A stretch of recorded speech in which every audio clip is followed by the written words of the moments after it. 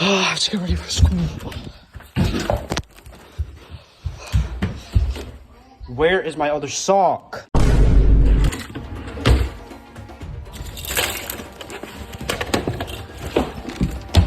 Oh.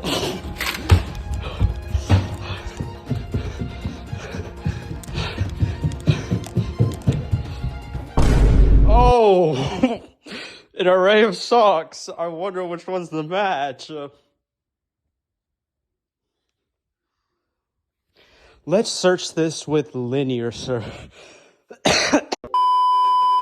Why don't I search this array of 10 socks for the matching sock with linear search, where I compare the element I'm looking for from the bottom of the array until I reach the target array. The target element. 1. No. 2.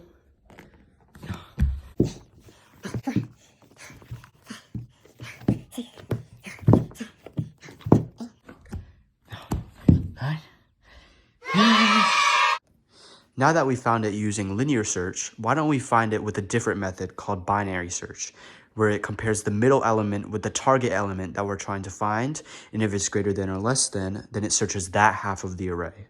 Then it continuously does this until it finds the target element. Taking into account these 10 socks, the middle element would be 5.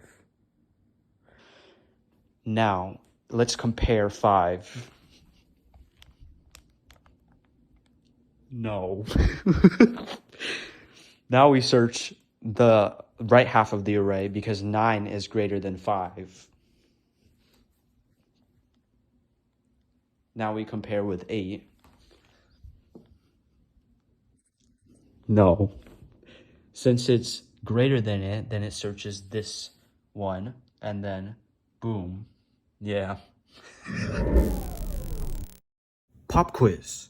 How many runs or comparisons did it take for a linear search to find the matching sock number 9?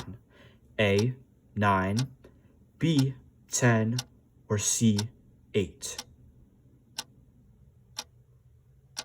If you guessed A, 9, you are correct. Now on to the second question. How many runs or comparisons did it take a binary search to find the matching sock? A, 4, B, 2, or C, 3? If you guessed C, 3, you are correct. This proves that binary search is much faster than linear search within this specific sorted array. I want to know how it gets sorted in the first place. Hello, I am your inner conscience. I will be explaining selection and insertion sorts. Oh. We will be explaining the different methods of sorting an array. Oh my gosh. So how do we sort an array into ascending order? There are multiple ways to sort an array that got us to our perfectly sorted array of socks, but the one I will be going over are selection and insertion sort. Selection sort goes through a loop with all the elements, socks in this case, to find the smallest sock that is not already in its correct positioning and puts it in the correct position. The element that previously held that position is placed into the former element's positioning, meaning they flipped places. Going back to the array of 10 socks, imagine it is all out of place. If the array of socks is organized in this way, what will it look like after its first pass? Let's walk through this together. On the first pass, it will move 1 to the front and put 5 in its place, where 1 once was. See how they flip places? On the second pass, it will move 2 to its correct positioning next to 1, and etc. until it's completely sorted. With insertion sort, it goes through each individual element and swaps it into the correct positioning. To do this, it loops from the element at index 1 to the end of the array. Then it compares the element previous from it and puts it into the correct position if it's less than that number. Suppose the goal is to sort your own drawer of socks, but again, your drawer is very messy, so you decide to use insertion sort. The array is ordered as such. After the first pass, it will remain the same since element 8 is in its respective order to 1, but on the second pass, it will move 2 to 8's positioning because 2 is less than 8. Then it continues this until the array is completely sorted. Now that we've gone over selection and insertion, let's go over bubble and merge sort.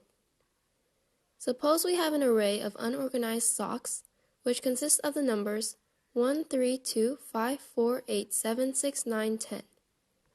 Bubble sort would start from the beginning element and flip any pair that is not in the correct order until the end of the array. This is what the first pass would look like.